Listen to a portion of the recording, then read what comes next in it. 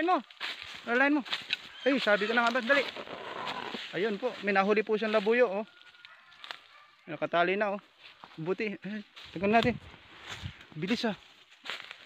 Ayun, oh, kumain pala siya ng ano. Ito ho yung ginawa namin noong nakaraan. Ito, oh, nakatali. Dito siya. Ayun, oh. Ay, natali talaga siya, oh. Ayun, oh. Para po sa inyo, nandito kami ngayon sa gitna ng gubat para gumawa kami ng panghuli ng manok na labuyo.